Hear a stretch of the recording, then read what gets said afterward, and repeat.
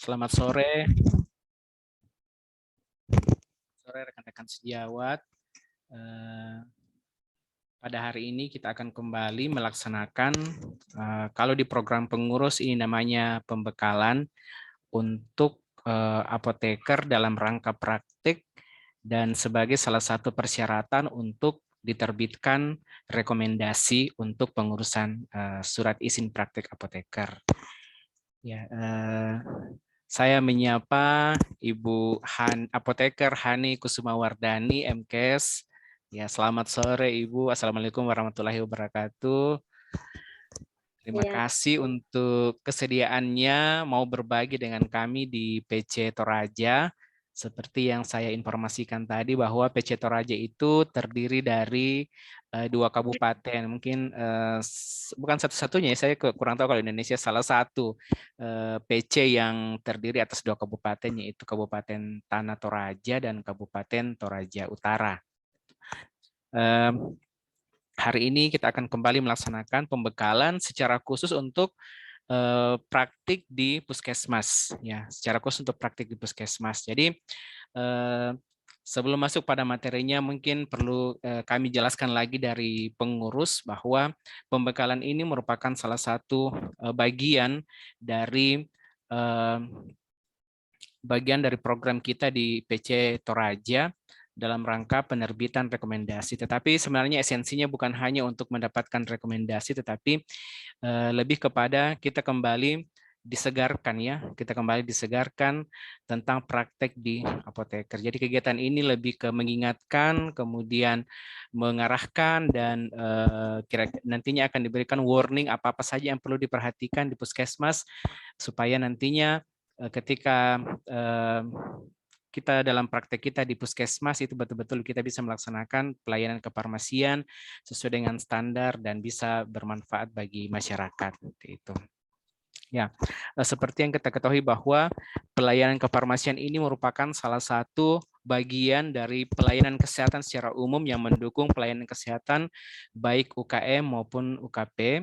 Dan secara khusus di puskesmas, pelayanan kefarmasian ini merupakan salah satu pelayanan atau salah satu bagian yang mendukung fungsi pelaksanaan puskesmas di wilayahnya masing-masing. Seperti itu. Makanya kita perlu memperdalam lagi, menambah lagi wawasan kita, menambah lagi ilmu kita terkait pekerjaan kefarmasian.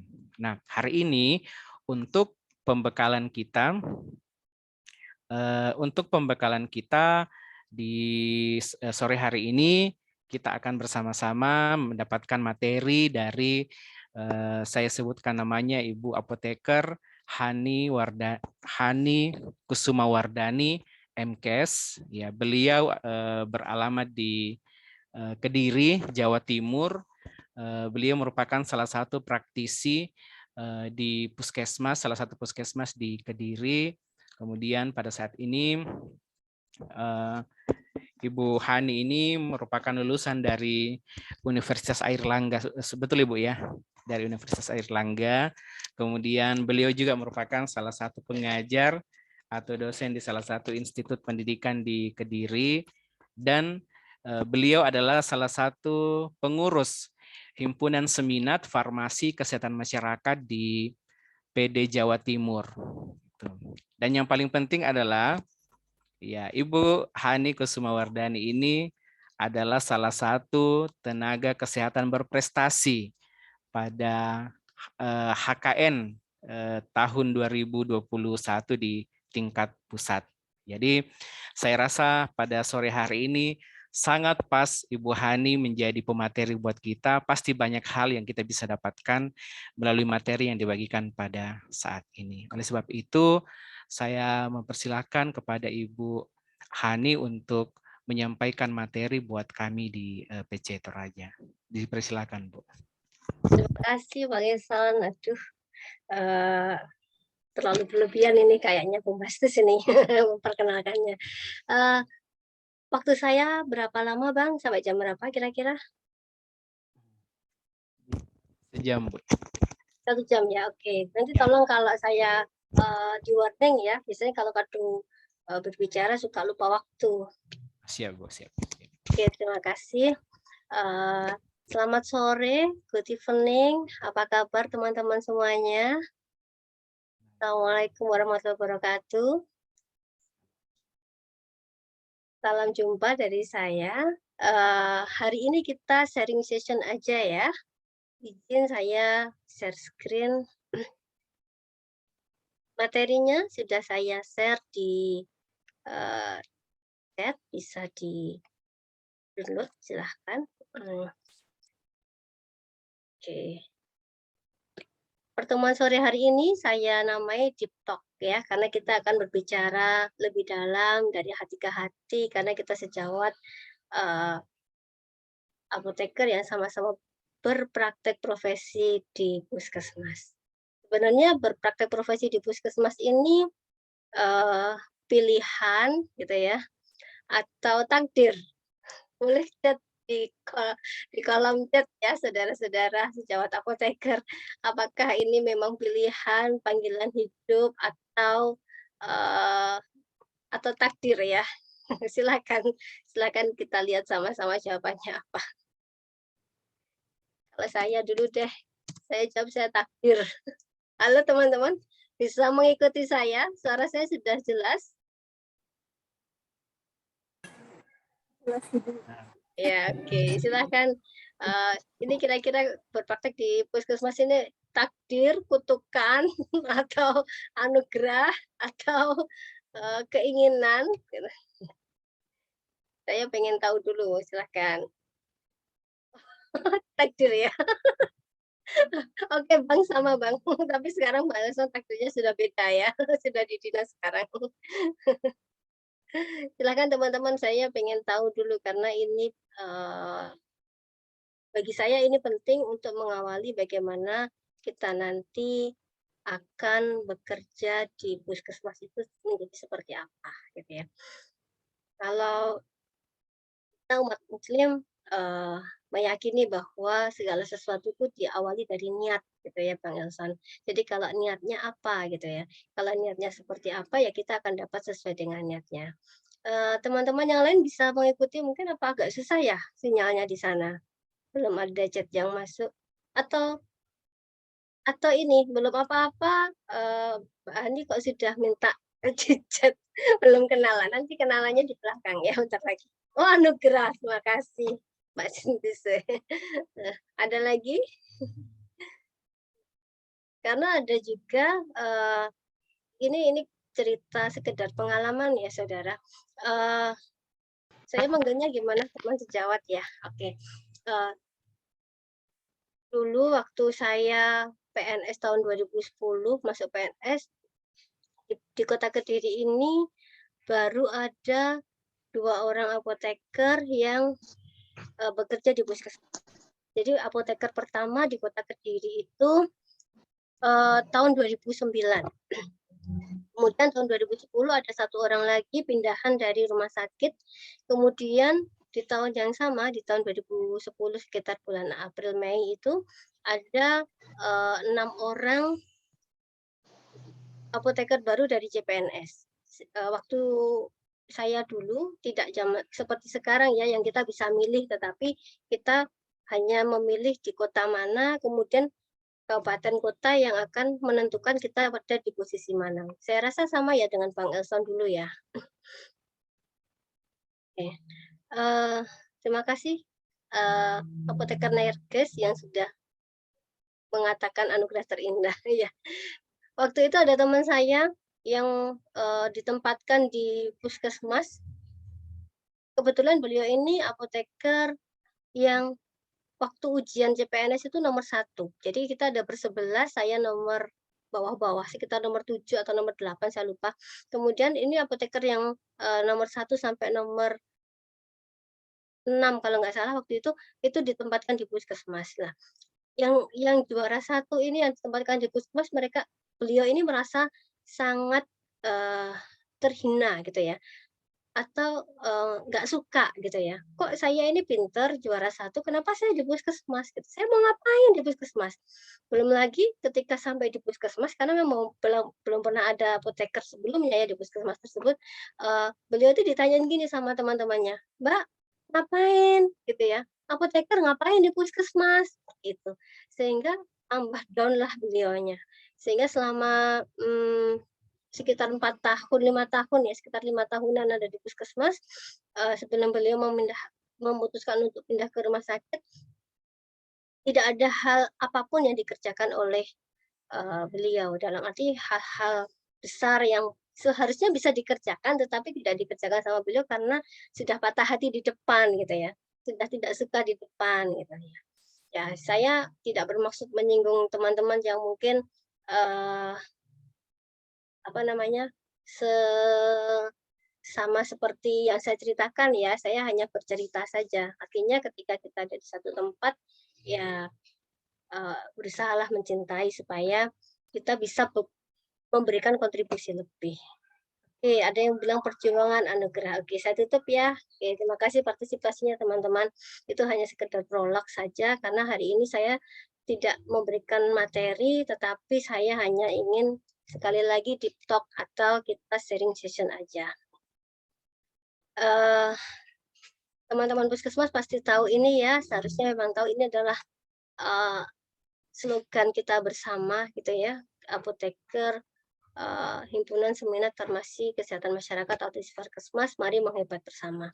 Ini juga yang menjadi jiwa kita ketika kita saling berbagi kepada sesama sejawat apoteker, saling menguatkan ya.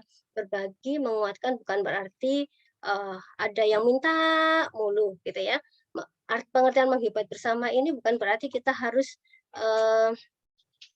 mengasih melulu atau kita meminta melulu, tetapi kita saling berbagi. Ya. Saya menemui beberapa sejawat kami di Jawa Timur yang hanya meminta saja. Ketika ketemu saya, "Mbak, saya minta ini, Mbak, saya minta itu." Ya, sometimes tidak saya kasih karena kalau saya memberi berarti saya tidak mengizinkan beliau ini untuk menjadi hebat bersama kita gitu ya. Karena untuk menjadi hebat itu ada perjuangannya saudara gitu ya. Kan kita harus minta melulu gitu, tetapi kita saling sharing berbagi biar kita bisa menghebat bersama. Oke. Baru perkenalan ya. Saya, istri, ibu 3 orang anak. Anak saya berusia 12, 9, sama 3 tahun. Saya juga seorang PNS atau ASN ya sejak tahun 2010, tetapi pengangkatan pertama saya ada di rumah sakit. Saya di 3 tahun ada di rumah sakit dan selama 3 tahun saya tidak pernah berhenti di satu tempat. Saya ditempatkan di mana-mana saudara, ada di, eee, instalasi farmasi, saya sempat jadi bendahara, saya sempat di Bangsal gitu ya, kemudian saya juga sempat menjadi kepala instalasi CSSD, sebelum akhirnya saya dipindah ke puskesmas ya, keluar dari rumah sakit tahun 2013 setelah saya cuti dari bersalin anak kedua. Saya di puskesmas ini juga tidak satu puskesmas saudara, pernah 5 tahun di puskesmas pesantren 1, kemudian, tahun 2018 berarti sekitar 4 tahun ini ya, tahun keempat saya ada di puskesmas kota wilayah utara. Selain itu, sebenarnya apa sih menariknya di puskesmas gitu, kalau saya bagi saya tadi saya katakan anugerah untuk di puskesmas kenapa, karena sebenarnya saya tidak suka di rumah sakit ya, karena saya lemah sekali di bagian klinis ini sebenarnya off the record, tapi saya record ini. Saya tidak suka, saya tidak pintar-pintar amat waktu sekolah gitu ya untuk klinis ketika saya dapat SKCPNS tahun 2010 itu saya menangis gitu ya. "Aduh kenapa sih saya di rumah sakit?" Gitu. Eee, di antara teman saya ada yang menangis dapat puskesmas, saya menangis dapat rumah sakit gitu ya, tapi mau nggak mau saya jalani. Sudahlah memang ini takdir saya, eee ya saya jalani gitu. Kemudian waktu dipindahkan dari instalasi farmasi ke instalasi CSSD, saya ingat betul, kepala instalasi saya, eee, bilang kepada saya, "Maaf ya Dek," gitu, eee, "harus Dek Hani yang dipindah." Saya bilang, "Terima kasih," gitu. Justru saya bilang terima kasih karena saya, eee, tidak suka di instalasi farmasi, terlalu berat buat saya menurut saya, sehingga, eee pengalaman untuk dimutasi berkali-kali ini menjadi suatu pengalaman tersendiri buat saya, karena saya, eee, mendapat kesempatan untuk dipertemukan dengan banyak orang dan di berbagai profesi. Saya jadi tahu bagaimana cara bekerja dengan orang-orang yang mungkin tidak sejawat ya, tidak punya pendidikan profesi gitu. Waktu di CSSD anggota saya ada 10 orang itu lulusan SD, lulusan SMP, lulusan SMA, yang diajak ngomong aja susah gitu ya. Harus dicontoh nih, ini seperti ini gitu. Kalau mau steril, pintunya ditutup, itu harus benar-benar saya harus pakai alat peraga dan ya seperti itulah berbicara dengan orang-orang yang berbeda dengan kita ya. Kemudian ketika saya harus dipindah ke luar rumah sakit gitu, wadir saya pun juga waktu itu saya dikasih surat itu langsung sama wadir saya dan saya bilang, "Terima kasih," saya bilang gitu, "saya sudah sehat karena saya harus KRS ya, keluar dari rumah sakit," gitu ya. Berarti kalau kita sudah keluar dari rumah sakit sehat gitu. Kemudian, di puskesmas, ini memang agak berbeda ya Saudara, kalau dulu di rumah sakit secara, ekonomi, secara finance, apalagi rumah sakit, tempat saya bekerja itu sudah PLUD, eee, sehingga sehingga, apa namanya, ada nilai ekonomi yang lebih gitu ya. Tetapi di puskesmas meskipun tidak sebanyak itu, saya mendapatkan hal lain yaitu waktu yang lebih banyak. Waktu tahun 2013 itu di puskesmas itu tidak seperti sekarang yang saya harus cek log dan sebagainya gitu ya. Jam 1 sudah pulang Saudara, enak sekali saya masih mengalami itu. Kemudian justru saya, bisa lebih berkembang menurut saya, eee, saat saya ada di puskesmas ya, saya sekolah S2 gitu ya.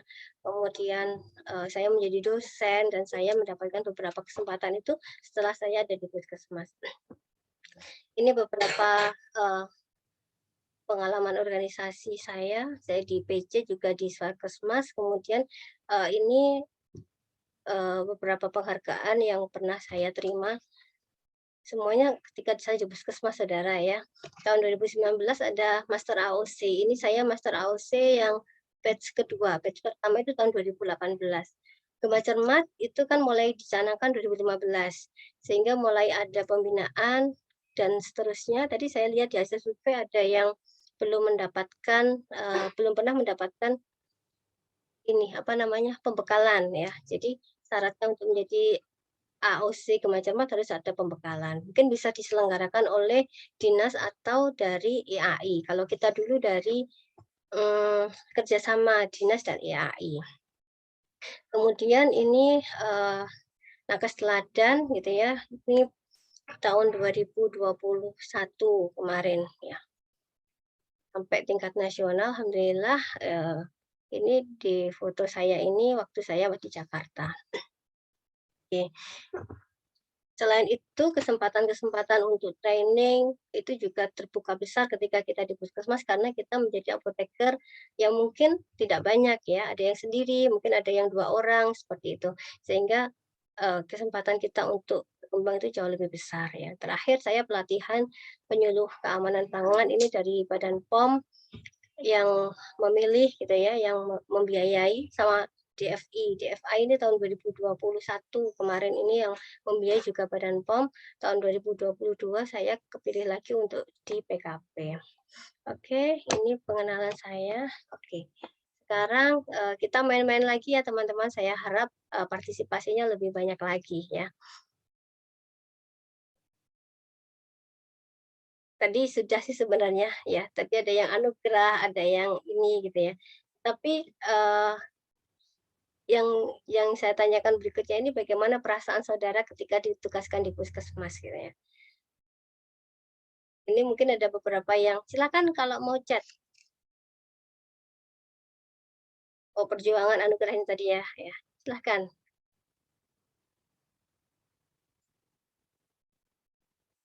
Saya tunggu. Oke. Ini puskesmas kami saudara ada di kota saya ini, tapi kota Kediri ini kecil sekali ya. Puskesmasnya hanya ada 9 puskesmas, kita ada 3 kecamatan. Kalau dari pusat provinsi, kalau dari Surabaya, kita sekitar 100 kilo atau perjalanan kurang lebih 3-4 jam. Kalau naik tol sekitar 2 jam mungkin sampai ya. Tetapi, kita memang kota kecil, Saudara, tapi kalau Saudara mengenal, Ken Arok mungkin atau Sri Aji Joyoboyo yang suka sejarah itu ya, peramal besar itu ya, itu lahirnya di kota Kediri, ada kerajaan Daha di sana. Ya, oke. Setuju, Bang. Ini memang, ke masyarakat itu beda ya, auranya beda dan latihannya juga beda gitu ya, dan ini tantangan tersendiri buat kami. Saya benar-benar merasakan bagaimana bekerja di rumah sakit gitu ya, ketika kita marah kita bisa angkat lengan dan, saya maunya ini gitu, tetapi ketika kita di puskesmas itu tidak sopan ya, unpolite gitu, dan nggak boleh gitu ya. Karena kita membawa nama, tidak hanya nama diri kita sendiri, lebih dari itu kita membawa nama profesi. Jadi kita harus benar-benar, kalaupun ada yang marah-marah kita harus, "Oke, baik," seperti itu. Oke, seru, happy. Terima kasih Kak Sintice. Semoga saya nggak salah sebut nama ini. Oke, seru, happy. Happy-nya mungkin ini ya, kita bisa banyak sekali, teman. Tapi untuk akhir-akhir ini apa yang dirasakan? Harus akreditasi ulang ini ya sepertinya ya?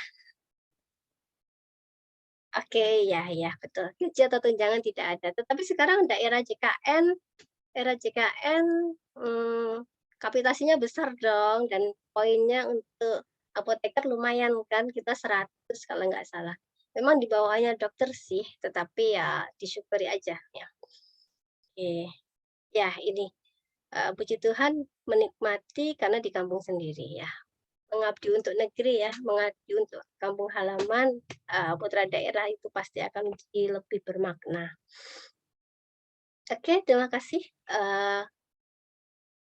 partisipasinya. Saya tutup dulu. Oke, ini. Saudara-saudara, sejawat apoteker, sejawat saya yang ada di puskesmas, ketika kita mau dianggap profesional, maka jangan lupa ya untuk melakukan beberapa hal ini ya. Pertama kita harus punya SK gitu ya. SK ini ya apapun ya, mau SK PNS atau mau SK PPPK atau SK kontrak dengan dinas kesehatan atau apa atau dengan pemerintah daerah setempat ya, atau dengan puskesmas itu adalah dasar kita ada di puskesmas. Kemudian jangan lupa yang kedua kita harus punya SIPA. Saya lihat tadi di hasil survei ada beberapa yang memang belum memiliki SIPA ya. Mohon segera diurus. Kenapa? Karena sebenarnya surat izin praktek ini adalah penghormatan negara loh kepada kita. Negara menghormati kita dengan hanya kita saja yang diberikan surat izin gitu ya. Tidak semua orang diberikan surat izin, tapi kita yang sudah benar-benar mempunyai ijazah, mempunyai kompetensi dan itu kita diberikan surat izin untuk bisa berpraktek di tempat tersebut. Kemudian etika. Etika ini memang harus kita junjung tinggi, bukan untuk diri kita sendiri, saudara, tapi kita harus memikirkan bahwa kita ini membawa nama profesi kita. Ya. Bukan hanya diri kita saja yang melekat pada diri kita saat ini, tetapi ada profesi kita di dalamnya. Kemudian jalankan standar praktek. Ini penting saudara, saya dulu waktu 2010 saya lihat, ada yang masuk puskesmas 2010 ya di ini, mana, Tanah Toraja ini saya tadi lihat, hasil surveinya, saya masuk puskesmas tahun 2013 saya benar-benar blank gitu ya. Artinya saya, what should I do gitu ya, apa yang saya lakukan gitu, tidak ada standar. Standar itu mungkin saat ini standar itu berat gitu ya, tapi menurut saya dengan adanya standar kita dimudahkan untuk bisa melakukan mana yang harus kita kerjakan, mana yang belum harus kita kerjakan, atau mana yang menjadi bagian kita. Oke, bagaimana dengan yang tidak memiliki SK, Bu? Ada yang tidak memiliki SK? Mbak Lisa boleh berkomentar?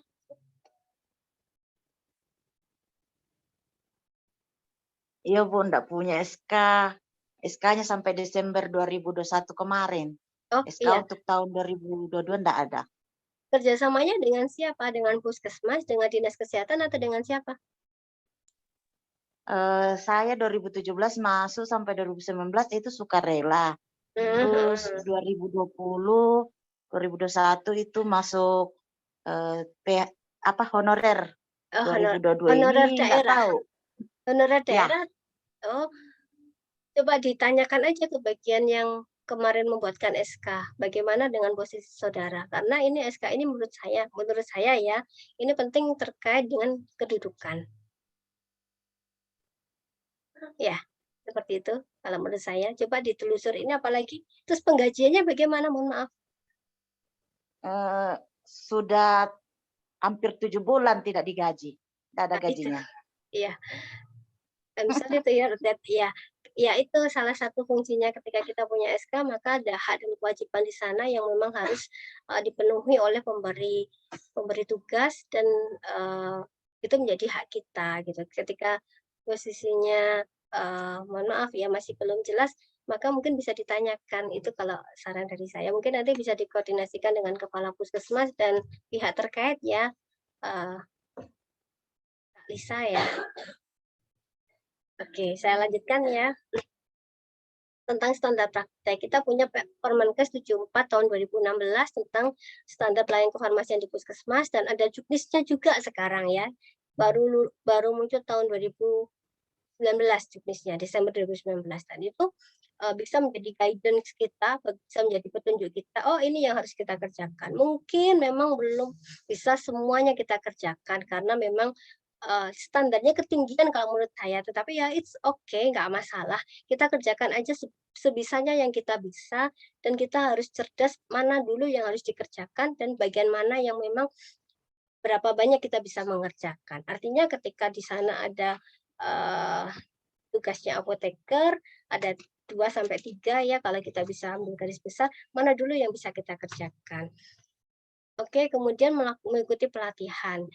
Minimal ya, menurut saya ini pengalaman pribadi, diklat teknis pelayanan kefarmasian di puskesmas ini harus kita ikuti. Ada sudah pernah ikut diklat teknisnya ini yang di Ciloto, yang hadir itu tadi ada, saya lihat ada yang beberapa sudah pernah ikut, tapi saya tidak tahu apakah saat ini sudah hadir atau belum. Itu gratis saudara, bagi yang memiliki nomor induk pegawai. Jadi bisa PNS, bisa PK ya, bisa P3K. Kalau nanti kalau misalnya belum ada link, nanti akan saya share linknya gitu.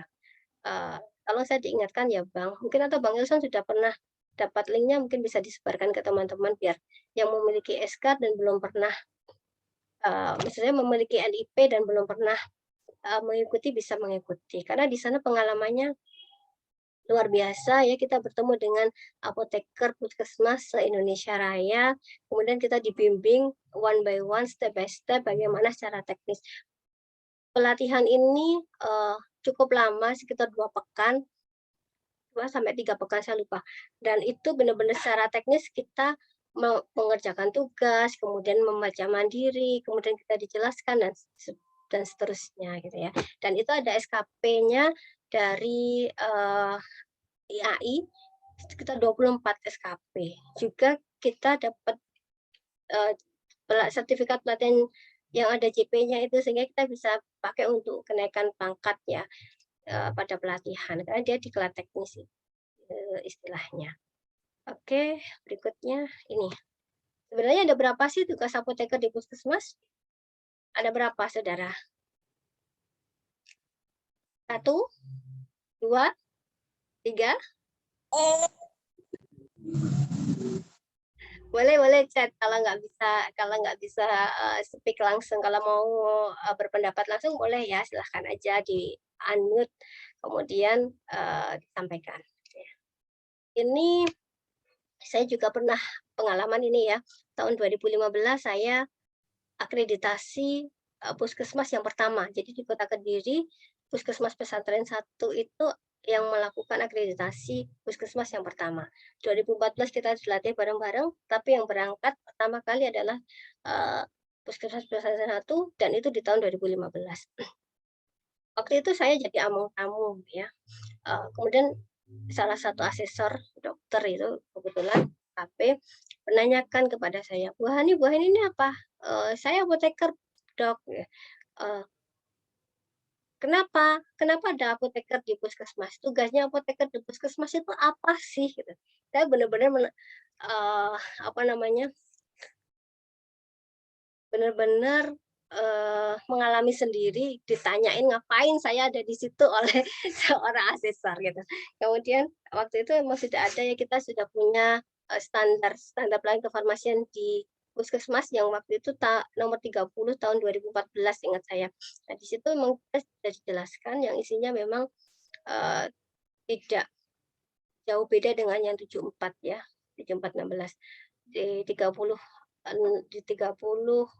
14 itu dijelaskan kurang lebih isinya dua sebenarnya yang dibunyikan dua saudara ya, pengelolaan obat dan pengelolaan obat dan bahan medis yang dipakai yang pertama, yang kedua adalah pelayanan farmasi klinis. Ini aja, dua ini aja yang dibunyikan sampai dengan Permenkes 74 tahun 2016 yang dibunyikan hanya dua ini. Tetapi ketika kita punya Gema Cermat gitu ya, kita bisa membunyikan tiga ya, yang memang yang satu ini adalah bagian dari PIO sebenarnya, pelayanan informasi obat. Tetapi saya pisah di sini menjadi sendiri karena kita punya program yang mana edukasi dan pemberdayaan masyarakat ini bisa masuk ke dalam UKM. Kalau di Jawa Timur ini masuknya di UKM pengembangan. Saya kurang paham kalau di tempat lain ya. Kalau di tempat kami ini masuk UKM pengembangan.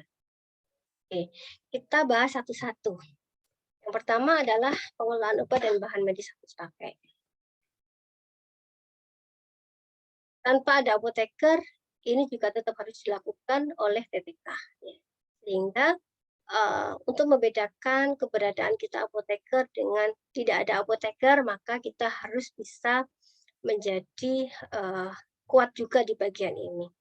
Pengelolaan obat ini tidak bisa kita remehkan, saudara, karena tanpa pengelolaan obat yang baik, mustahil farmasi klinis itu bisa kita jalankan dengan baik.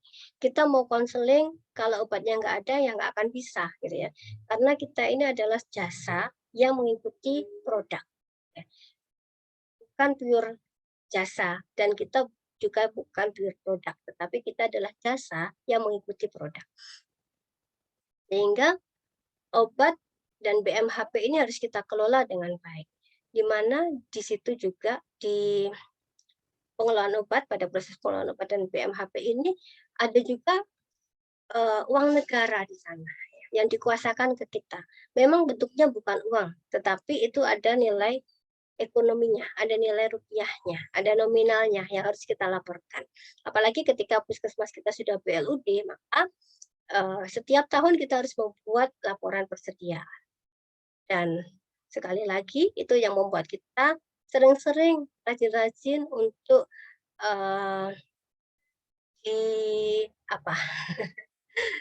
disambangin, kalau orang bahasa Jawa disambangin apa ya, dijenguk, dikunjungi ya oleh inspektorat, oleh BPK dan kawan-kawannya itu ya.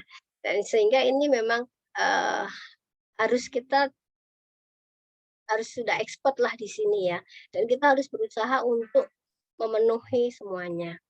SK, SOP, pedoman dan panduan, juga KAK ini memang harus kita siapkan untuk pengelolaan obat dan BMHP. Tidak hanya sekedar kerja, tidak hanya sekedar rutinitas, saya yakin teman-teman sejawat semuanya sudah paham itu, gitu ya. Saya di sini hanya mengingatkan saja, tetapi ini memang harus kita lengkapi untuk keperluan dan keselamatan kita dalam bekerja. Yang kita kelola apa saja? Ada obat, ada BMHP, narkotika psikotropika. Sudah betul belum mengelola narkotika psikotropikanya? Siapa yang meresepkan obat-obat narkotika dan psikotropika di puskesmas? Saya yakin tidak banyak dokter yang berpraktik di puskesmas. Tempat saya saja hanya 1 orang. 2 orang dengan kepala puskesmas. Kepala puskesmas pasti tidak sempat untuk praktek karena sudah dengan begitu banyak kesibukannya. Sehingga tinggal 1 dokter fungsional. Sehingga ketika ada pasien yang memerlukan narkotika psikotropika, apakah boleh perawat yang meresepkan? Bolehkah? Bolehkah sejawat? Tidak boleh. Nggak boleh Tidak ya? boleh. Iya, Iya. nggak boleh. Hati-hati. Jadi memang hal-hal yang memang itu ada ranah hukumnya gitu ya, ada undang-undangnya, kita juga harus teliti di situ. Jangan sampai kita melegalkan yang sudah menjadi undang-undang sehingga kita melanggar undang-undang. Itu mencelakai diri kita sendiri ya, dan menurut saya itu konyol gitu. Waktu saya dulu di Puskesmas Pesantren 1 waktu itu tahun 2015, saya mengatakan, "Ini Dok undang-undangnya, saya tidak mau." Sebelumnya memang perawat bebas untuk meresepkan diazepam seperti itu, kodein itu bebas di sana, dan saya butuh waktu 2 tahun untuk bisa mengatakan ini tidak sesuai dengan undang-undang dan saya tidak mau layani kalau ini yang menulis bukan dokter. Khusus narkotika dan psikotropika, saya bilang seperti itu. Banyak orang yang tidak suka dengan saya waktu itu karena sikap saya, tetapi saya bersikeras bahwa ini melanggar undang-undang dan saya salah ketika saya mengatakan ketika saya melayani itu. Sehingga saya ketika meluruskan itu ya pasti banyak komplain ya. Biasanya mereka psikotropik, diazepam itu aja ada di meja itu biasa gitu ya. Ketika saya ada di sana, ya saya masukkan, kemudian saya kunci seperti itu. Meskipun belum sempurna, ya itu perlu prosesnya. Dan seringkali kita perlu waktu tidak sebentar untuk merubah keadaan. Kemudian obat-obat tertentu gitu ya, obat jiwa itu ya yang memang rata-rata depresan itu yang memang harus atau prekursor ya memang harus kita jaga juga selain narkotika dan psikotropika. Kemudian ada obat high alert. High alert perlu pedoman khusus saudara sehingga kita harus buat pedoman high alert. Kemudian ada stiker gitu ya, dan memang pada akhirnya biaya kita itu cukup tinggi ya karena kita harus cetak stiker gitu ya, nempel-nempel gitu kegiatannya. Udah ribet, banyak, kita juga biaya dan kadang-kadang ini tidak di-cover oleh puskesmas. Mengalami sendiri, saya cetak sendiri itu ya. Di puskesmas ada printer, saya tinggal minta kertas stiker gitu ya. Tolong saya diberikan kertas stiker, saya gunting sendiri gitu. Saya tempel-tempel sendiri. Dan itu lebih menghemat karena memang puskesmas biasanya susah untuk tidak semuanya mudah untuk mengeluarkan uang gitu ya. Kalau yang saya alami di beberapa puskesmas ya seperti itu. Termasuk LASA ya. LASA ini juga luar biasa ya. Kadang-kadang yang membuat LASA itu bukan kita, tetapi dari pabrikannya sendiri. Saya ingat betul tahun 2018 atau 2019, saya lupa. Kita punya paracetamol dari, saya sebut aja ya mereknya nggak apa-apa ya, dari pabrik merek waktu itu. Dan dia tidak hanya paracetamol yang diorder oleh kami, tetapi ada juga antasida dan juga kalsium. Antasida sama paracetamol beda warna, jadi tidak terlalu ada signifikan di ininya ya, di lasanya, meskipun boxnya sama. Jadi kalsium, antasida sama paracetamol boxnya sama-sama putih. Mungkin sampai sekarang masih ada yang punya produk itu. Tetapi yang jadi masalah adalah paracetamol dengan kalsium dengan kalem. Sama-sama putih boxnya, tabletnya juga sama-sama putih. Waktu itu kita ada bias, saya ngasih paracetamol 2 gitu ya.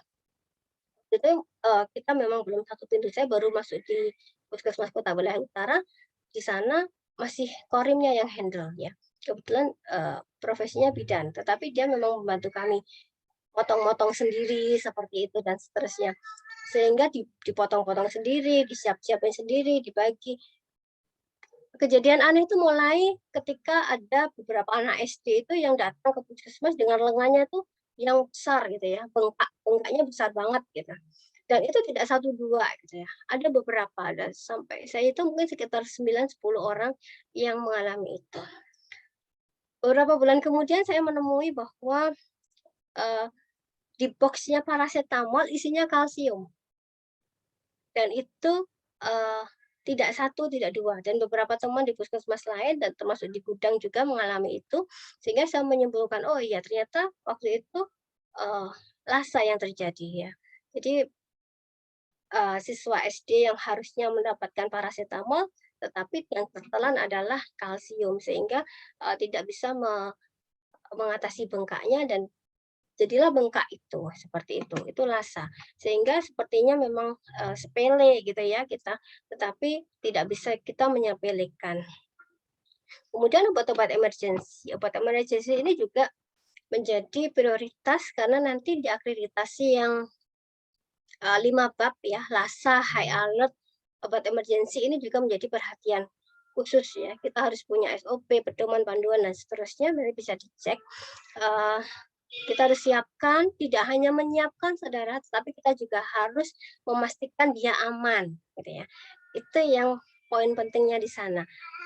Siap digunakan, mudah didapatkan, tidak sampai 5 menit, kemudian aman dari dicuri orang ya atau kehilangan, kemudian juga harus dimonitor.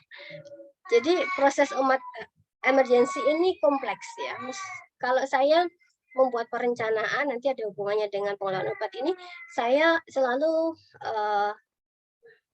membuat obat emergensi ini ada di RKU saya. Selalu saya masukkan di RKU gitu ya. Karena kita tidak tahu apa yang terjadi dan kalaupun kita obat ini nggak sampai kepake, artinya expired, ya enggak apa-apa. Kalau bagi saya enggak apa-apa. Lebih baik obat-obat emergensi ini expired karena tidak ada kejadian emergensi. Tetapi kita tetap harus selalu menyediakan karena ini termasuk obat vital. Obat vital tidak boleh tidak ada. Jadi memang harus ada tersedia, wajib. Apalagi ketika ada apoteker di sana. Jangan sampai nggak ada bedanya ada apoteker dengan tidak ada ya saudara ya. Oke. Kemudian B3. B3 ini juga menjadi prioritas ya. Bahan beracun berbahaya yang mudah meledak, korosif, seperti itu ya. Sehingga penyimpanannya berbeda, disendirikan di dekat pintu, di dekat apar, seperti itu ya. Termasuk di dalamnya B3 ini misalnya kita punya oksigen, atau kita punya keluar etil, kemudian kita punya klorin, kita punya alkohol, ini masuk B3. Kemudian vaksin, tadi saya lihat hasil surveinya vaksin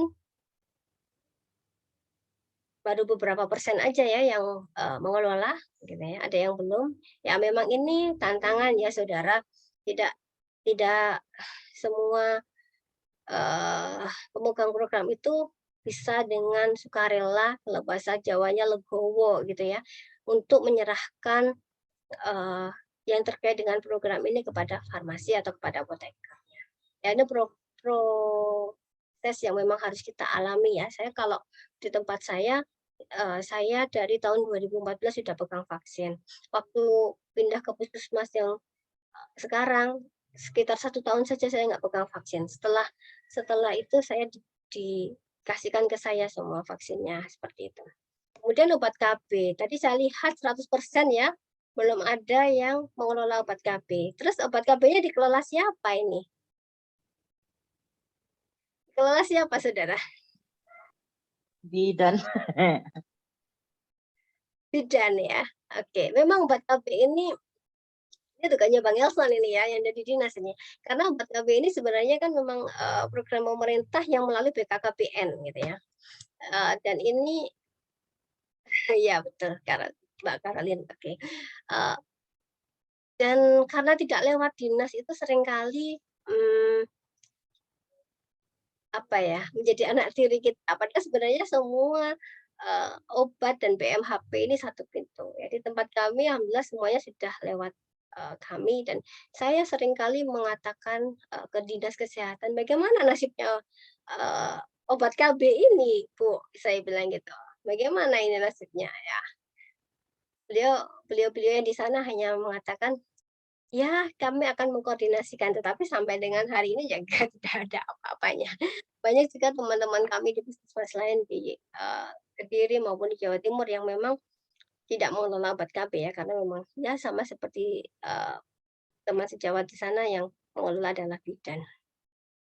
Oke, kemudian obat-obat program. Obat-obat program ini juga nasibnya sama kayak vaksin ya, saudara. Jadi memang kita memang harus, kalau saya prinsip prinsip saya semua obat adalah tanggung jawab saya karena saya sebagai apoteker. Dulu waktu obat TB di tempat saya itu dipegang oleh perawat gitu ya. Jadi di poli umum atau di ruang pengobatan umum itu sudah langsung diberikan obat TB-nya seperti itu. Kemudian ada obat TB yang expired tertelan oleh pasien dan diketahui oleh pasien sehingga pasiennya komplain kepada perawatnya, "Mbak, ini obatnya expired," gitu, padahal sudah tertelan sama saya. Paniklah perawat tersebut kemudian mendatangi saya esok harinya dan mengatakan, "Mbak, tolong obat-obat TB ini dikelola oleh farmasi saja," bilangnya seperti itu. Terus saya bilang, "Iya," gitu ya. Waktu itu saya akan mengatakan iya untuk semua obat. Jadi ketika saya diberi apa, "Mbak, ini terkait dengan obat BMHP," saya akan mengiyakan. Tapi itu apa namanya, prosesnya saya minta waktu. Karena saya harus mengkondisikan TTK saya. Waktu itu saya punya 2 orang TTK dan 1 orang TTK senior yang ada di bawah saya ini benar-benar menolak adanya obat TB di ruang farmasi. Saya bilang, "Kalau tidak mau mengelola obat, tidak usah jadi tenaga farmasi," saya bilang gitu. Tugasnya apoteker, TTK, tenaga kefarmasian ya, tenaga kefarmasian ada apoteker dan TTK. Tugasnya tenaga kefarmasian adalah mengelola obat. Kalau tidak mau mengelola obat, jangan menjadi tenaga kefarmasian, saya bilang seperti itu. Akhirnya mau tidak mau, beliau bersedia agar eee, obat TB ini satu pintu di farmasi. Oke, siap Bang Elson 20 menit ya? Oke. Kemudian ini formularium puskesmas. Formularium puskesmas ini harus ada ya saudara. Kita bisa adopt dari formularium nasional. Tentunya ada lagi dari PPK praktek dokter, ada juga formularium kabupaten kota jika ada yang menjadi bagian atau memperkaya formularium puskesmas. Tetapi memang induknya sebagian besar lebih dari 80% saya rasa harus tersedia adalah formularium puskesmas, formularium nasional ada di formularium puskesmas gitu ya. Sehingga ketika kita diminta kesesuaian obat yang ada dengan formularium nasional, maka kita bisa memiliki angka 80% minimal ya. Oke, kemudian RUK, RKO, ya ini harus kita buat ya setiap tahun, rencana usulan kegiatan dan rencana kebutuhan obat. Kemudian ada LPLPO. LPLPO saya rasa semuanya mengerjakan ya. Tadi 100% semuanya mengerjakan. Kartu stok ya sudah bagus saya rasa di Tanah Toraja, di satunya apa tadi? Toraja Utara ya. Yang di Toraja ini saya rasa sudah bagus semuanya, ada kartu stok, baik itu di ruang pelayanan ataupun di gudang gitu ya. Dan jangan lupa ya saudara, meletakkan kartu stoknya harus seperti ini. Di samping obat, jangan dijadiin satu, tetapi di samping-sampingnya obat. Karena untuk apa? Untuk memudahkan kita bekerja, biar nggak lama-lama kita kerjanya. Jadi ketika kita ngambil obat, sekalian bawa pensil atau pulpen untuk segera ditulis. Gitu. Di tempat saya untuk membuat kartu stok ini saya perlu waktu 2 tahun. 2 tahun untuk bisa membuat kartu stok di pelayanan dan di stok setiap pasien 1 sekali stok. Jadi setiap obat keluar itu keluar keluar stok kayak di rumah sakit itu saya butuh waktu 2 tahun sampai 3 tahun untuk membuat itu. Perjuangan ya. Ngerjain orang ini soalnya, ya ngerjain kan bukan kita, tetapi TTK kita. Oke, kemudian stok opname tadi sudah bagus semua, setiap bulan ada stok opname, kemudian supervisi ya. Supervisi ini memang harus kita lakukan, mengingat kita tidak mungkin yang seorang diri, bahkan tadi ada yang tidak dibantu ya, yang seorang diri atau yang dibantu oleh 1-2 orang TTK atau tenaga lain untuk membelah diri ke semua jaringan kita ya. Jadi kita butuh untuk melakukan supervisi agar apa? Agar semuanya aman, agar tidak lagi ada obat expired terbawa oleh pasien, agar tidak ada lagi obat rusak terbawa oleh pasien dan seterusnya ya. Kemudian ada ini tadi sudah kesesuaian obat terhadap formularium, ada juga berita acara obat expired. Jadi pengelolaan obat expired ini juga menjadi suatu perhatian ya. Diakreditasi itu dari yang dulu maupun yang baru 9 bab atau 5 bab tetap itu. Kemudian ini prakteknya ya di kami vaksin sudah kita kelola. Kemudian ini penting juga ya, suhu kelembapan. Saya dulu tidak punya AC, saudara ya, kerjanya panas-panasan seperti itu.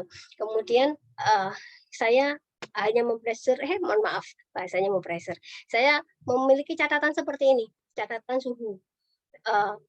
Suhunya berapa, kelembapannya berapa. Waktu itu suhunya masih baik-baik saja di bawah 30, tetapi kelembapannya tinggi sekali di gudang ya, kelembapannya sampai 75, 80, dan itu kan tidak boleh. Nanti kalau terlalu lembab akan jamur gitu ya. Saya mengatakan ke kepala puskesmas saya, "Ibu, ini catatan suhu kami dan kelembapan kami, saya butuh AC," gitu ya.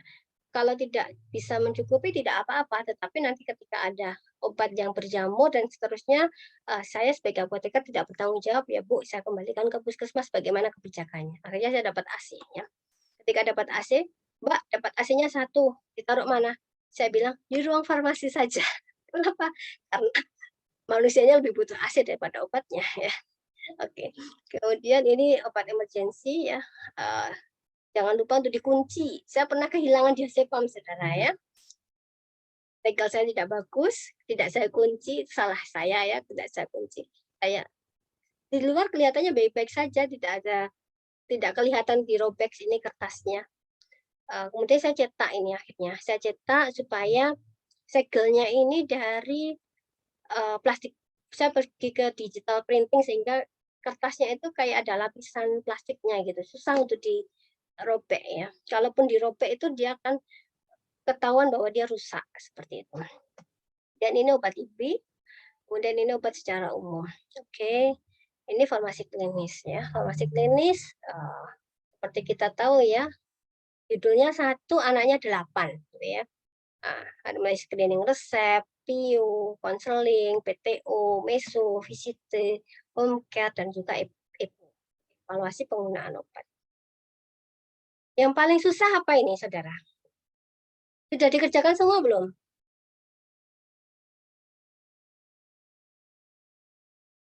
Sudah dikerjakan semua belum? Boleh chat? Yang paling susah apa ini?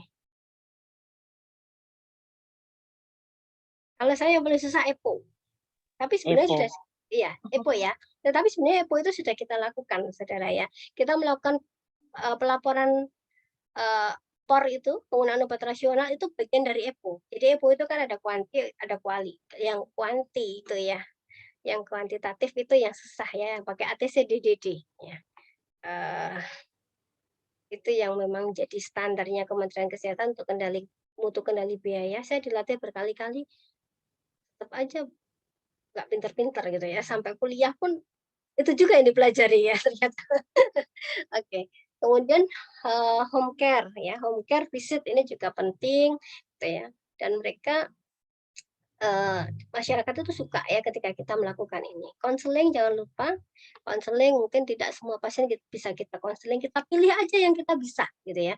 Pasien TB dulu misalnya, atau pasien hipertensi yang prolanis misalnya, jumlahnya kan lebih spesifik ya, tidak terlalu banyak gitu ya. Nah, kita pilih-pilih saja yang mana yang kita bisa, sehingga semua bisa kita kerjakan. Meskipun tidak semuanya tidak semua orang butuh konseling kan, tetapi kita juga harus melakukan konseling sehingga kita memilih. Ya. Pandai-pandainya kita memilih item mana yang kita kerjakan, sasarannya mana, itu yang menjadikan kita bisa melakukan ini semua. Kalau saya ini bio ini bikin mading atau bikin flyer ya, nanti akan saya jelaskan di belakang ada contohnya. Kemudian kalau PTO ini saya pilih untuk pasien TB karena gampang ya, cuma 6 bulan sampai 9 bulan seperti itu. Sehingga kita pantau gitu ya. Dan itu sudah menjadi catatan PTO saya. Kalau saudara mempunyai, karena saya rawat jalan ya saudara, puskesmas kami rawat jalan. Kalau saudara mempunyai pasien rawat inap atau atau puskesmas rawat inap itu lebih enak karena PTO-nya bisa ke bangsal gitu ya. Sesuai dengan kayak di rumah sakit kita centang-centang suhunya berapa, terapinya apa, dan seterusnya ya kita memantau pasien demi pasien. Mungkin 1 minggu 1 kalau nggak bisa. Kalau tenaganya kurang atau 1 bulan kita 5 misalnya seperti itu.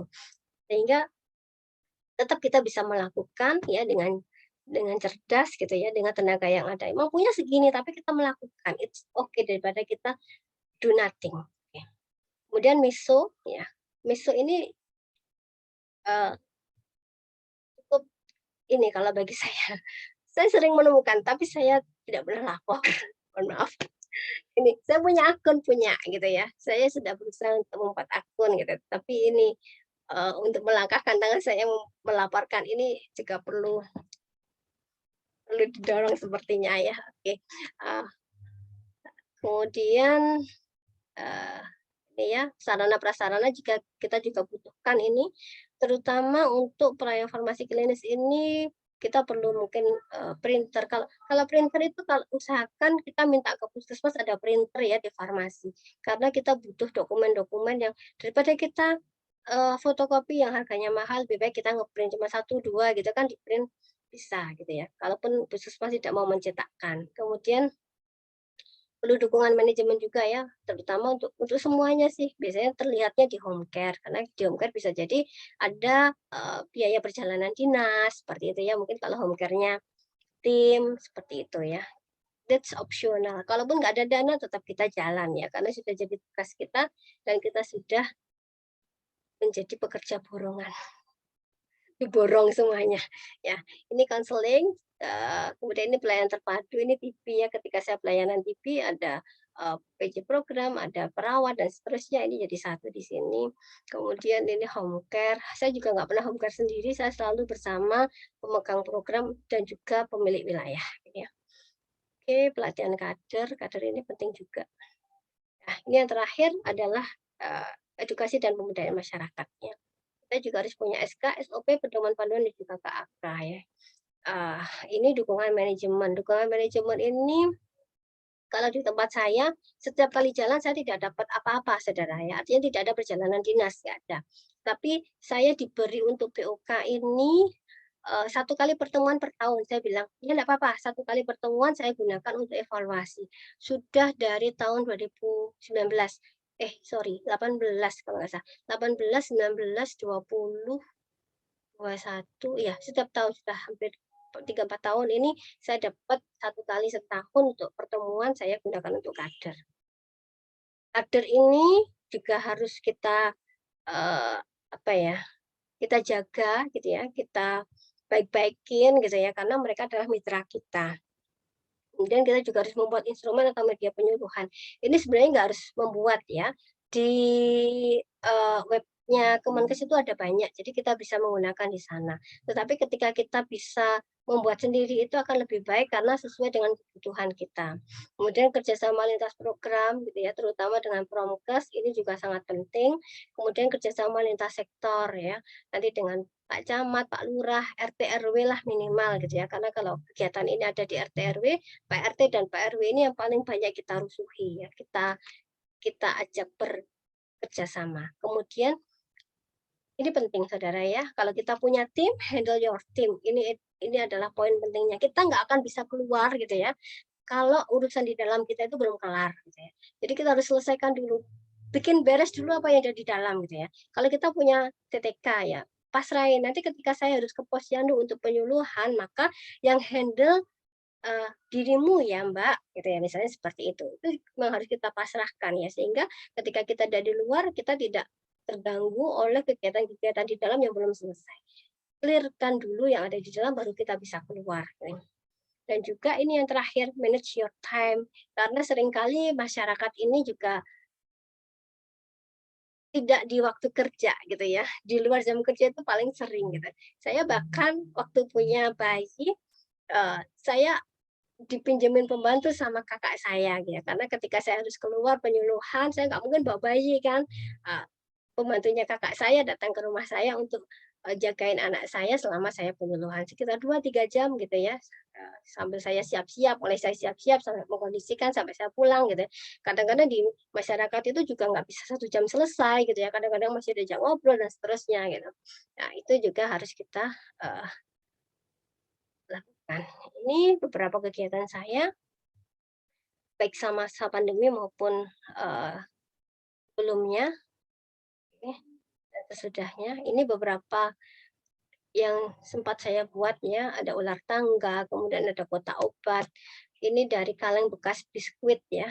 Dulu waktu saya bikin ini habis lebaran gitu, karena banyak sekali kaleng biskuit ya ketika lebaran itu. Kemudian ini poster ini yang minta ini Pak Lurah ya. Waktu itu Pak Lurah telepon saya, "Mbak Ani tolong dong dibikinin ini, masyarakat saya bingung nih warga saya." "Oke Pak, baik saya lakukan ya." Gitu. Nah, kemudian ini beberapa informasi obat. Oke, ini lembar balik ya. Jadi waktu Gema Cermat ini sudah dari tahun 18 kita kerjakan di kami. Setelah itu kita tetap harus melakukannya lagi.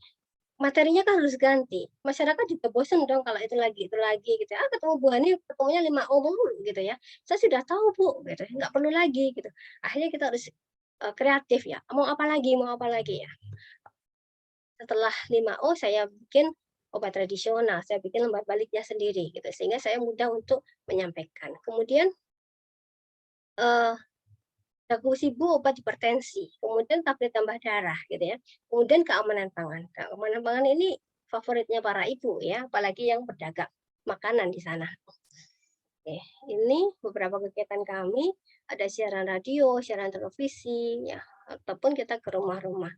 Ini para apoteker di Kota Kediri.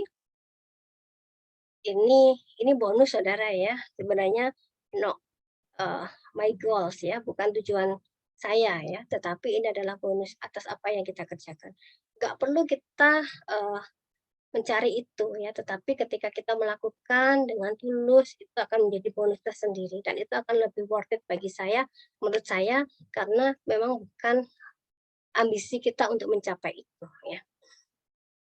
Oke, ini beberapa pedoman yang bisa saudara rekan sejawat apoteker unduh ya di webnya Kemenkes untuk pedoman praktek kita, bekal ya, dipelajari dan juga diterapkan. Dan tambah satu lagi ini punyanya Prof. Satibi UGM ya. Di sini bagus banget ini buku ini saya rasa bisa menjadi buku pegangan bagi kita para apoteker di puskesmas. Oke, ini beberapa review saya dari tadi yang sudah masuk, ada 21 apoteker yang berpartisipasi. Paling lama 2010 ya, saya beri aplaus. Kemudian sudah terakreditasi. Akreditasi ini sangat membantu kita dalam berpraktek. Kemudian ada yang belum bersifat, tolong segera diurus gitu ya. Ada yang bekerja sendirian, tolong di-handle. Tolong minta tenaga tambahan karena kita harus double check. Ini untuk keselamatan pasien kita paling ujung, paling terakhir ketika kita salah jangan sampai ya, tetapi ketika namanya manusia mungkin juga kita berpeluang salah, ketika kita salah tidak akan ada lagi yang mengingatkan kita karena kita paling terakhir. Pasien kemudian pulang. Jangan sampai ini kita yang menjadi paling akhir ini menjadi permasalahan ketidakamanan pasien. Pasien safety itu nomor 1 saudara. Kemudian ini tugas tambahan ya, tugas tambahan ini apoteker itu pinter-pinter ya, sehingga rajin, kemudian teliti gitu ya. Kemudian leadership-nya bagus sehingga pasti saya yakin ini tugas tambahan itu, saya pernah jadi bendahara, saya juga pernah jadi ketua tim akreditasi, ketua tim mutu juga pernah. Hari ini saya menjadi ketua tim akreditasi, ketua tim mutu. Dan saya tidak mau lagi ditambah, sudah cukup, saya sudah nggak mampu, saya bilang gitu ya. Dulu jadi bendahara juga pernah, dan itu terkadang lebih menyita waktu daripada tugas kita sebagai apoteker ya sudah banyak itu. Oke, yang belum memiliki formularium segera gitu ya. Kemudian kartu stok, ini apresiasinya sudah bagus, yang belum tolong segera dilengkapi. Kemudian vaksin dan obat KB ya kalau bisa di-handle juga. Oke, terima kasih Bang Elson. Semoga pas ini waktunya ya. Monggo kalau ada sharing-sharing yang mau disampaikan, saya akhiri. Assalamualaikum warahmatullahi wabarakatuh. Waktunya masih ada 1 menit, Bu. Oh, pas. Oke, ya teman-teman, Bu Hani masih memungkinkan untuk tanya jawab ya? Iya. Saya masih ada waktu ya. Ya, teman-teman, jika ada yang ingin ditanyakan ke Bu Hani dipersilahkan. Ya, silahkan. Ada kayak ingin bertanya? Kalau tidak ada, saya mau boleh satu permintaan, Bang. oh, silakan. Ya, yang prakteknya tahun 2010, mulai tahun 2010 siapa ya? Mungkin bisa sharing sebentar di sini. Silakan Ibu Hani. Oh, Bu Hani juga ya? Iya, namanya Bu Hani juga. Oh iya. Ya. Ibu Hani Johan. Ya, Hadir, silakan. Pak. Iya. Nah, Halo ini. Bu Hani, lasa saya ini ya.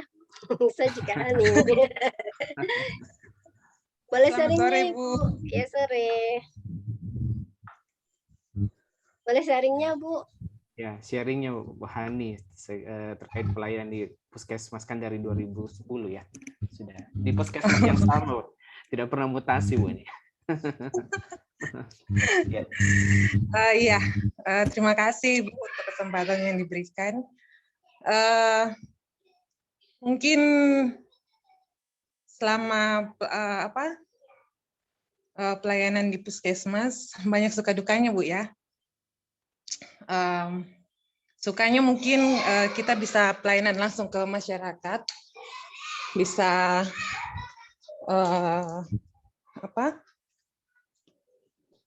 bisa berkomunikasi secara langsung lah kepada masyarakat, entah itu dalam pemberian informasi tentang penggunaan obat ataupun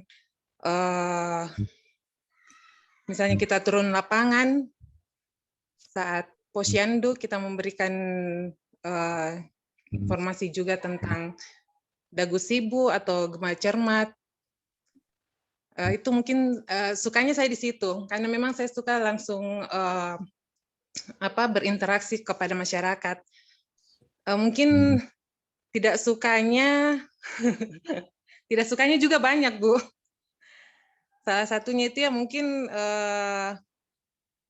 saat kita sudah berusaha untuk bagaimana supaya obat di puskesmas itu semua tercatat, yaitu dengan menggunakan kartu stok, tapi karena di puskesmas saya itu 24 jam rawat inap, hanya kami petugas pengelola obat itu tidak 24 jam.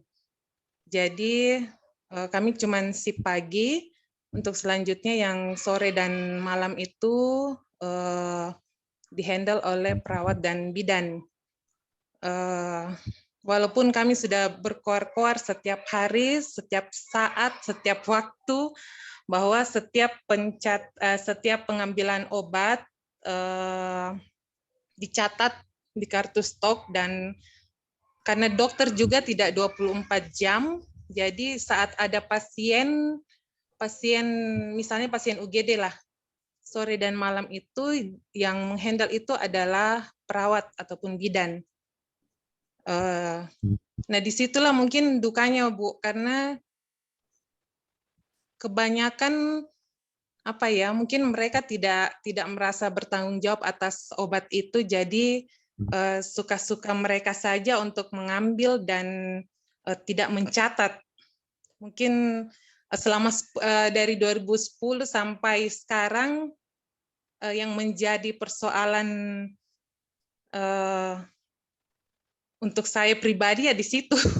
Maksudnya pasti ada saja obat yang tidak sesuai dengan kartu stok dan fisiknya. Mungkin saya juga butuh masukan dari Bu Hani yang sama-sama dengan namanya. Saya juga Hani, Bu. Ya, baik Bu. Oke. Kita minta masukan atau petunjuk gimana caranya supaya masalah ini seperti gitu yang ya. Izin saya jawab ya Bang Elsan ya. Ya, silakan Bu. Ya. Terima kasih Bu Ani sharingnya. Ya gitulah suka dukanya. Nggak ada yang suka terus, nggak ada yang duka terus ya. Oke. Memang kalau dari pengalaman saya memang harus dimonitor Ibu ya. Jadi ada monitoring itu dan memang harus diingatkan terus-menerus dan ada dukungan dari pimpinan. Dukungan dari pimpinan ini penting. Kalau kita di puskesmas kita kan ada di bawahnya UKP yang untuk farmasi. Mungkin waktu Praminlog UKP kita bisa menyampaikan keluhan kita gitu ya, masalah kita dan itu dicatat. Saya ingat sekali waktu saya dulu dari menjadi kepala instalasi CSSD yang saya katakan tadi ya, yang aneh-aneh itu staf saya. Ayah saya hanya berpesan dicatat aja gitu ya, dicatat aja. Ternyata itu menjadi kebiasaan saya untuk mencatat. Jadi ketika ada kejadian apa saya catat, kejadian apa saya catat, dan itu menjadi salah satu bukti bahwa saya sudah bekerja dan catatan-catatan ini menjadi penguat ketika saya melaporkan kepada atasan. Jadi ketika saya advokasi kepada pimpinan ya, kepala puskesmas atau kepada koordinator UKP gitu ya, saya menunjukkan catatan ini loh di tanggal sekian kejadiannya seperti ini, sudah saya ingatkan responnya seperti ini, sehingga yang kita sampaikan itu tidak hanya gosip ya, tidak hanya gibah, tidak hanya dianggap pendapat kita yang kurang baik gitu ya, atau pendapat pribadi kita yang mungkin kita dianggap punya masalah dengan orang tersebut dan seterusnya, tetapi memang berdasarkan fakta. Jadi catatan itu penting saudara ya, ketika kita ada dimanapun, kita ada di posisi manapun, kita punya catatan-catatan yang memang termasuk ketika anak buah kita itu tidak bisa diatur gitu ya. Nggak apa-apa, mereka melawan kita atau tidak manut gitu ya, tidak nurut, apa-apa, kita catat aja. Tanggal sekian saya suruh ini tidak dilakukan, tanggal sekian saya suruh ini tidak dilakukan, tanggal sekian saya minta ini tidak dikerjakan, atau dikerjakan tidak baik, atau mengerjakannya seperti apa. Itu menjadi catatan-catatan kita yang menjadi bahan ketika kita melakukan advokasi kepada pimpinan. Jadi seperti itu Bu Hani bisa diterapkan ya. Kalau bagi saya itu sudah sangat efektif. Terima kasih Bang Elsa. Oh iya, makasih Bu. Ininya sarannya.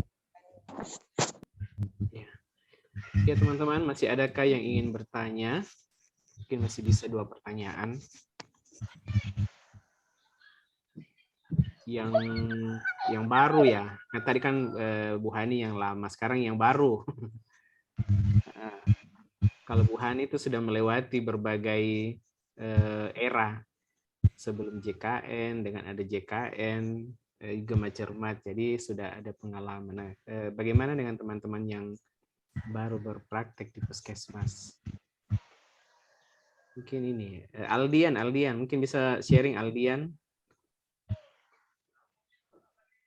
kalau nggak salah 1 tahun atau 2 tahun ya. Silakan Aldian ada?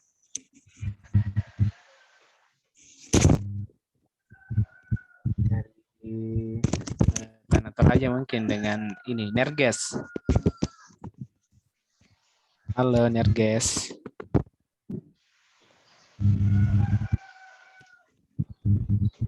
Halo Nerges.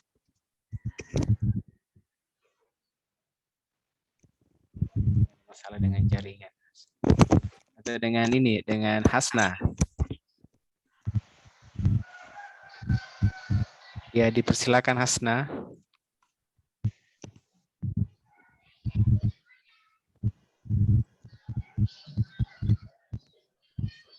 Cek Hasna.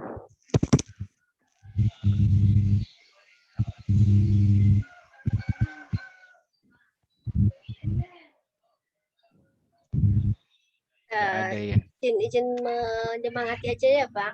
Iya. Jadi iya, teman-teman apa namanya bekerja saja sebaik mungkin gitu ya, dikerjakan sesuai dengan standar yang bisa, mana yang bisa dikerjakan gitu ya. Kabar baiknya adalah bahwa untuk saat ini tenaga kesehatan berprestasi atau nakes teladan itu tidak hanya kepada PNS, bisa juga kepada teman-teman yang masih kontrak statusnya itu juga diizinkan untuk mengikuti seleksi ya, sehingga ketika nanti ada kesempatan gitu ya, ada seleksi, ikut aja ya. dengan membawa bekal apa yang bisa kita kerjakan, gitu ya. Apa yang telah kita kerjakan dan apa yang bisa kita bawa ke sana. Artinya begini, saya sangat ingat betul ketika dulu mau teman saya yang namanya Bu Erna menawarkan atau mengajukan Gema Cermat ini di Kota Kediri. Waktu itu sama Kepala Dinas Kesehatan saya ditanyakan, penyuluhan itu sudah banyak Bu Erna, gitu ya. Dari tahun puskesmas itu didirikan ada, dari puskesmas itu ada sekitar 60-70 itu ya. Penyuluhan itu sudah jadi programnya puskesmas.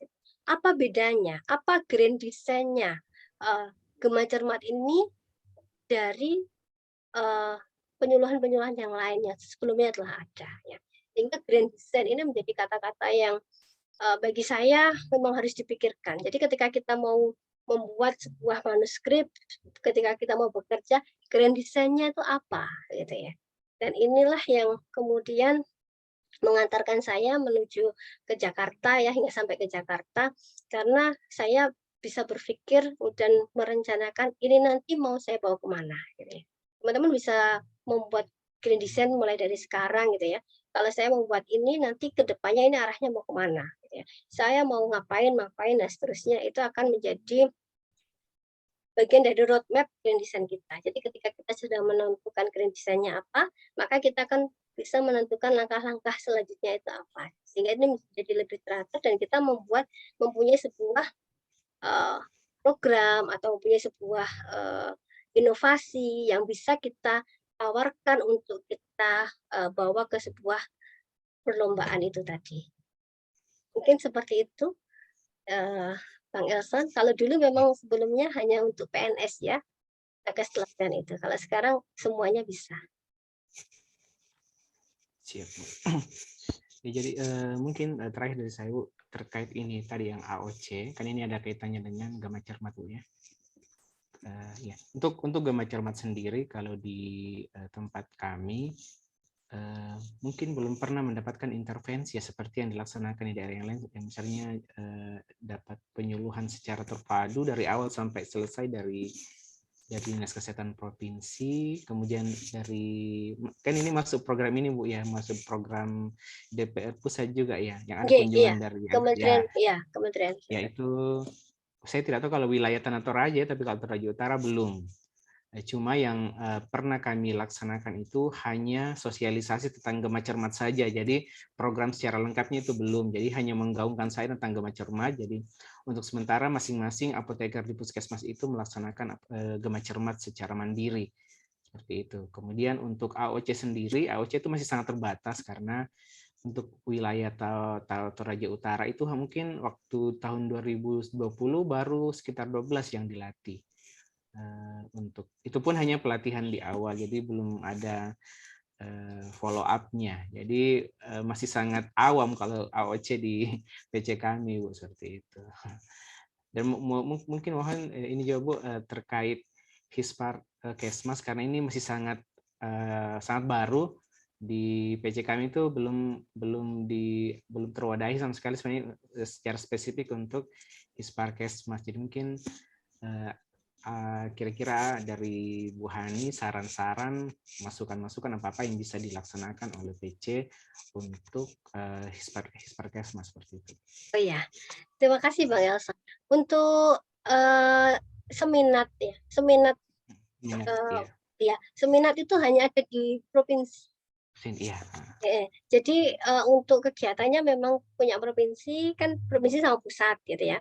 Mungkin di provinsi nanti yang akan menghandle kabupaten kota, cuma seperti dan kita dulu karena dari provinsi itu ya sebenarnya ini ya rata-rata kalau apoteker itu hampir sama, rata-rata studi oriented gitu ya. Kalau untuk berorganisasi susah gitu kan diajaknya, sehingga waktu itu dari provinsi, ayo siapa yang mau yang puskesmas dipanggil gitu ya. Akhirnya kita beberapa orang gitu ya yang dari beberapa kota itu memang ada perwakilannya yang bersedia gitu ya.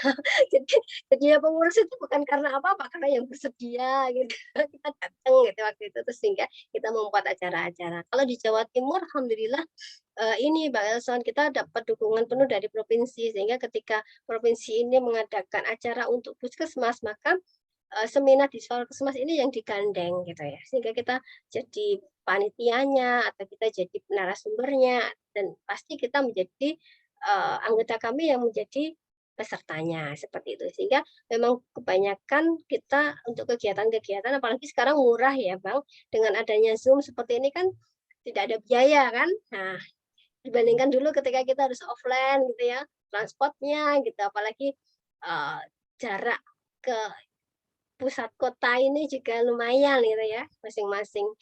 Belum lagi nanti izin dan seterusnya. Tapi kalau sekarang adanya pandemi, salah satu hikmahnya pandemi kita bisa daring ini, ya lumayan ya, kita dibekali. Kayak kemarin waktu kita mau vaksinasi, kita ditanya gitu ya, butuh pelatihan apa puskesmas? Kita bilang kita butuh pelatihan untuk vaksinasi gitu, sehingga diadakan seperti itu. Daring semuanya Pak, sehingga bebas biaya. Seperti itu nggih.